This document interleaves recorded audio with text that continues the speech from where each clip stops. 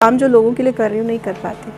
तो उनको पता है कि मैं कैसे अपना काम कर पाऊँगी, कैसे पार्टनर को भेजना है। So he is taking care of everything.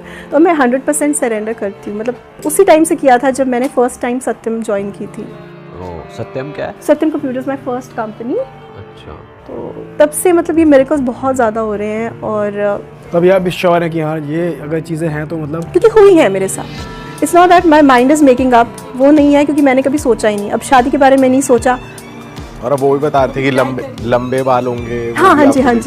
वो क्या था? अब देखिए मेरे हस्बैंड का इंटररिलीजन मैरिज है और मुझे पता था मेरे पेरेंट्स जो हैं वो नहीं मानेंगे, तो मैं उनको इतना ज़्यादा फोर्स नहीं करती थी। आई जस्ट टोल्ड कैजुअली कि हाँ मुझे ऐसे प्रपोजल मिला एंड दे सेड नहीं, तुम्हें प्रॉब्लम आएगी। और मैंने ये सोचा नहीं उनको मैं वो नहीं करूँगी, परेशान नहीं करूँगी। अब मैंने बोला भगवान जी आपने स्टार्ट किया है, आप ही इसको लेकर जाओ, मैं कुछ नहीं, मैं अपने पेरेंट्स को ऑफेंड बिल्कुल नहीं करूँगी। और अब वो भी बेचारे, अब मैं उनको भी कुछ नहीं बोलती थी। तो मैंने वेट किया। तो मम्मा पापा थोड़े परेशान हो गए कि ये तो अब किसी से मिलती भी नहीं है और हम परेशान हैं। तो एक ना नाड़ी होता है जिसमें आपका थंब इम्प्रेशन लेते हैं और आपके फ्यूचर का बताते हैं। तो मेरे पेरेंट्स ने सोचा कि इसका हम ना मैरिज चैप्टर खुलवाएंगे।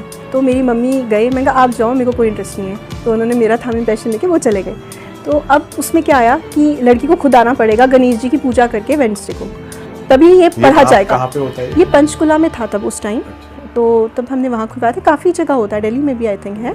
तो फिर मैं पूजा करके गणेश जी की गई और उसमें फर्स्ट चीज़ आई कि मैरिज जो होगी इंटर रिलीजन होगी और उनके बड़े बाल होंगे। और तब वो इज़ अ सिख, तो तब वो रखते थे। और उनके राइट थंब पे मोल होगा। और मेरे को भी नहीं पता था ये बात। मैंने ऑफिस जाके उनको बोला अब अपना राइट थंब दिखाना है। वो शॉक कि उनके इतना बड़ा मोल है राइट थंब पे, मतलब कैसे इतना एक्यूरेट हो सकता है, वो मेरे लिए भी समझ से बाहर था। और फिर पेरेंट्स ने सोचा कि ये तो डेस्टिनी है, हम इसमें वो नहीं करेंगे, और वो अपने आप अग्री हो गए। तो ये भी भगवान ने अपने आप करते चले गए, मेरे को कुछ करने की ज़रूरत ही नहीं पड़ी। तो मैम पॉडकास्ट को एंड करने से पहले मैं चाहता हूँ आप थोड़ी सी रेमेडीज़ देकर जाओ ऑडियंस को। जी श्योर। तो क्विक रेमेडीज़ से शुरू करते हैं। आप थोड़ी रेमेडीज़ दो, आजकल लोग थोड़ा स्ट्रेस हैं, लोनली फील करते हैं, डिप्रेशन में हैं, तो उसकी कोई रेमेडी है? जी बिल्कुल। एक तो हम डिप्रेशन को अपनी नाड़ी स्वर जिसे विज्ञान बोलते हैं उससे हेल्प ले सकते हैं। अब हमारी दो नाड़ीज़ होती हैं, ईदा और पिंगला। ईदा होती है लेफ़्ट नॉस्ट्रिल जो कि मून नाड़ी होती है, और पिंगला होती है सन नॉस्ट्रिल जो कि राइट नॉस्ट्रिल होती है। अब कोई पर्सन डिप्रेशन में है, मतलब उनका जो कोल्ड तत्व है, जो ठंडा तत्व है, वो ज़्यादा एक्टिव है। अब हमें क्या करना है, ईदा नाड़ी लेफ़्ट नॉस्ट्रिल को बंद करना है, राइट से सांस लेना है और कुंभक जैसे इनहेल करना है, होल्ड एक्सेल।